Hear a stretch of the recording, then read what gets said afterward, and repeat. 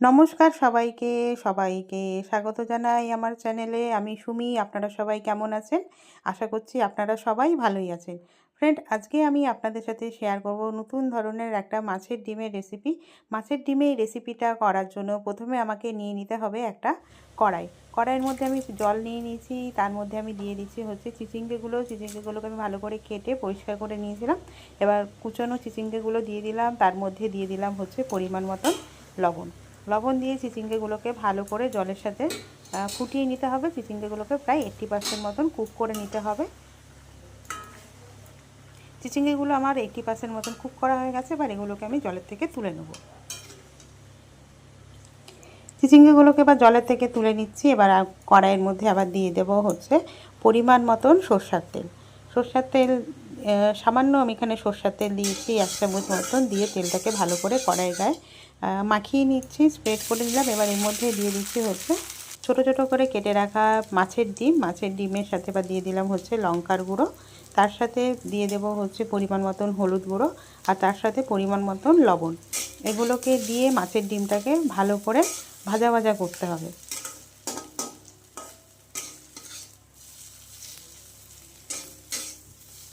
আমি এখানে কম তেলেই হচ্ছে মাছের ডিমটা ভেজেছি। আপনারা চাইলে কিন্তু মাছের ডিমটাকে ডিপ ফ্রাইও করে নিতে পারেন। দিয়ে একটু সময় নিয়ে, যেহেতু তেলের পরিমাণটা কম দিয়েছি, দিয়ে সময় নিয়ে গ্যাসের ফ্লেমটাকে একটু লো টু মিডিয়াম রেখে মাছের ডিমটাকে হচ্ছে ভালো করে ভাজা ভাজা করে নেব, যাতে হচ্ছে মাছের ডিমটা কোনোভাবে কাঁচা না থেকে যায়। আর মাছের ডিমটা যখন ভাজা হয়ে যাবে তখন মাছের ডিমগুলোকে একদম ছোটো ছোটো পিসে পরিণত করে নেব। মাছের ডিমগুলো দেখুন আমার পুরো সম্পূর্ণ ভাজা হয়ে গেছে। এবার এগুলোকে আমি কড়াই থেকে তুলে নিচ্ছি। এবার ওই কড়াইয়ের মধ্যে আমি আবার দিয়ে দেবো হচ্ছে পরিমাণ মতন সরষের তেল। সরষের তেল দিয়েছি। তেলটা যখন ভালো করে গরম হয়ে যাবে তখন ফোড়নে দিয়ে দেবো হচ্ছে ছোটো 1 চামচ কালো জিরে, শুকনো লঙ্কা আর হচ্ছে কাঁচা লঙ্কা। ঝালটা যে যেরকম পছন্দ সেরকমই দেবেন। আমি একেবারে আমি একটু স্পাইসি খাবার খেতে ভালোবাসি, তাই আমি একটু ঝালের পরিমাণটা বেশি দিয়েছি। ঝালটা আবার বলছি যে যেরকম পছন্দ সেরকমই ঝাল দেবেন। এবার এটা ফোড়নটা যখন রেডি হয়ে যাবে, ফোড়নের থেকে যখন একটা সুন্দর স্মেল ছেড়ে যাবে, তখন এর মধ্যে অ্যাড করে দিচ্ছি হচ্ছে পেঁয়াজ কুচি। আমি এখানে মিডিয়াম সাইজের 3টে পেঁয়াজ নিয়েছি। পেঁয়াজগুলোকে আমি একদম খুব পাতলা স্লাইস করে নিই, একটু মোটা মোটা স্লাইস করে নিয়েছি। এবার পেঁয়াজগুলোকে আমি ভালো করে ভাজা ভাজা করব। পেঁয়াজগুলোকে আমি ভাজা ভাজা করবো। আর তার সাথে দিয়ে দিচ্ছি হচ্ছে পরিমাণ মতন লবণ। লবণটা আমাকে বুঝে দিতে হবে, যেহেতু মাছের ডিম ভাজার সময় লবণ দিয়েছি, চিচিঙ্গাগুলো সিদ্ধ করার সময় লবণ দিয়েছি। তারপর পরিমাণ মতন লবণ দিয়ে দিলাম। লবণটা দিলে পেঁয়াজটা খুব তাড়াতাড়ি নরম হয়ে যায়, তাড়াতাড়ি ভাজাও হয়ে যায় বলে ওর জন্য অল্প করে এর মধ্যে লবণ দিয়ে দিলাম। এটা যখন ভালো করে ভাজা হয়ে যাবে তখন এর মধ্যে অ্যাড করে দেব হচ্ছে রসুন বাটা। আমি এখানে রসুন বাটা দিয়েছি, আপনারা চাইলে কিন্তু রসুন কুচি বা রসুন থেতো করেও দিতে পারেন। দিয়ে হচ্ছে এটাকে ভালো করে ভাজা ভাজা করব। ততক্ষণ ভাজবো যাতে হচ্ছে রসুনের কাঁচা স্মেলটা এর থেকে চলে যায়। রসুনটাকে ততক্ষণ ভাজবো, আর পেঁয়াজগুলোকে একদম ভালো করে একটু লাল লাল করে এবার ভেজে দেবো। এগুলো যখন আমার সম্পূর্ণ ভাজা হয়ে গেছে তখন আমি এর মধ্যে দিয়ে দেবো হচ্ছে সিদ্ধ করে রাখা চিচিঙ্গিগুলো। লবণ দিয়ে সিদ্ধ করে রাখা চিচিঙ্গিগুলোকে দিয়ে এর সাথে ভালো করে একটু ভাজা ভাজা করতে দেবো।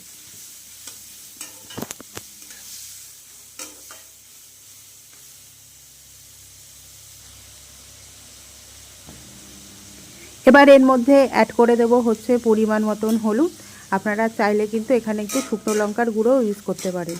আমি আর শুকনো লঙ্কাটা দিইনি, যেহেতু আমি ফোড়নে অনেকটা লঙ্কা দিয়েছি, তাই আমার কাছে ঝালটা পারফেক্ট মনে হয়েছে, তাই আমি আর দিইনি। আপনারা চাইলে কিন্তু একটু শুকনো লঙ্কার গুঁড়ো এর মধ্যে দিয়ে দিতে পারেন। দিয়ে এটাকে ভালো করে মিক্স করে নেব। মিক্স করে এটাকে ভাজা ভাজা করতে দেবো। এটাকে আবার একটু কিছুক্ষণ ঢাকা দিয়ে রাখলাম, যাতে হচ্ছে চিচিঙ্গেগুলো পুরো কুক হয়ে যায় আর এটাকে ভালো করে একদম ভাজা ভাজা হয়ে যায়।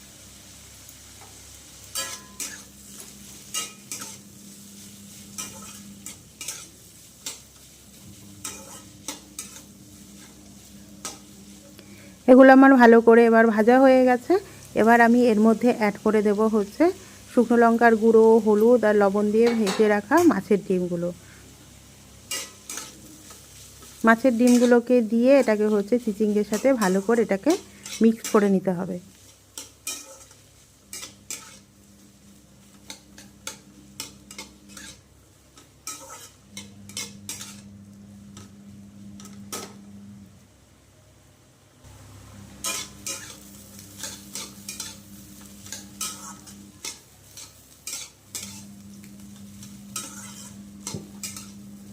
সবগুলো আমার ভালো করে ভাজা ভাজা হয়ে গেছে।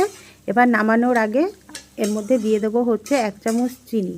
মিষ্টিটা যদি আপনারা পছন্দ না করেন সেক্ষেত্রে কিন্তু মিষ্টিটাকে স্কিপ করে যেতে পারেন। আমার হচ্ছে চিনি দেওয়ার ভিডিওটা কোনোভাবে স্কিপ হয়ে গেছে, ওর জন্য এটা আপনাদের কাছে শেয়ার করতে পারলাম না। কিন্তু আমি এখানে নামানোর আগে 1 চামচ চিনি দিয়ে দিয়েছিলাম। চিনিটা হচ্ছে অপশনাল, চাইলে দিতে পারেন, না চাইলে নাও দিতে পারেন। দিয়ে এটাকে ভালো করে চিনিটাকে দিয়ে মিক্সড করে নিন, তাহলেই রেডি হয়ে যাবে আমাদের মাছের ডিম আর চিচিঙ্গের রেসিপি। আর ফ্রেন্ড, সবাইকে বলবো আপনাদের যদি আমার এই রেসিপিটা ভালো লাগে, আমার রেসিপিটাকে একটু ফ্রেন্ড আর ফ্যামিলির সাথে রেসিপিটাকে শেয়ার করে দেবেন। আর কেউ নতুন চ্যানেলটাকে ভিজিট করে থাকলে চ্যানেলটাকে সাবস্ক্রাইব, আর ফেসবুক থেকে দেখলে ফলো করে দেবেন। Thank you.